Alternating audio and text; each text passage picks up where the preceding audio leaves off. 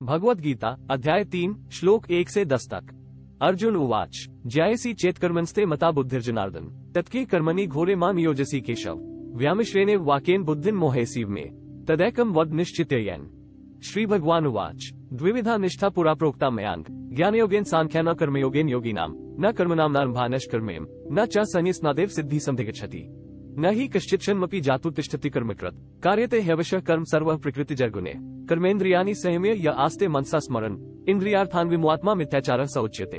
यस्त्विन्द्रियाणि मनसा कर्मेन्द्रिये कर्मयोगं सिक्तः स विशिष्यते नियत कुरु कर्म त्वं कर्म ज्यायो ह्यकर्मणः शरीरयात्रापि च ते न प्रसिद्ध्येते कर्मणः कर्मबन्धनः तदर्थ कर्म कौन्तेय मुक्तिस्मृह समाचर सहेज्ञा प्रजा सृष्ट्वा पुरोवाच प्रजापते अनन् प्रसविष्यध्वमेश। Bhagavad Gita, Chapter 3, verses from 1 to 10.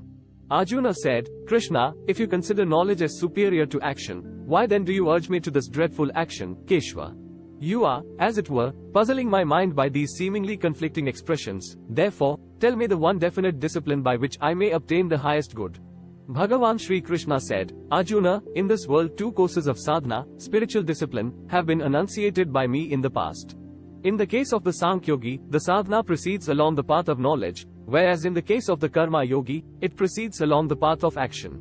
Man does not attain freedom from action, culmination of the discipline of action, without entering upon action, nor does he reach perfection, culmination of the discipline of knowledge, merely by ceasing to act. Surely, none can ever remain inactive even for a moment, for everyone is helplessly driven to action by modes of prakriti, nature-born qualities. He who outwardly restraining the organs of sense and action, sits mentally dwelling on the objects of senses, that man of deluded intellect is called a hypocrite. On the other hand, he who controlling the organs of sense and action by the power of his will, and remaining unattached, undertakes the yoga of selfless action through those organs, Arjuna, he excels. Therefore, do you perform your allotted duty, for action is superior to inaction. Desisting from action, you cannot even maintain your body. Man is bound by his own action except when it is performed for the sake of sacrifice. Therefore, Arjuna, do you efficiently perform your duty, free from attachment, for the sake of sacrifice alone. Having created mankind along with Yajna, at the beginning of creation, the Creator, Brahma, said to them, You shall prosper by this, may this yield the enjoyments you seek. Arjun बोले हे जनार्दन, यदि आपको कर्म की अपेक्षा ज्ञान श्रेष्ठ मान्य है तो फिर हे केशव, मुझे भयंकर कर्म में क्यों लगाते हैं? आपके बोले हुए वचन मेरी बुद्धि को मोहित कर रही है, इसलिए उस एक बात को निश्चित करके कहिए जिससे मैं कल्याण को प्राप्त हो जाऊं। भगवान श्री कृष्ण बोले हे निष्पाप, इस लोक में दो प्रकार की निष्ठा मेरे द्वारा पहले कही गई है।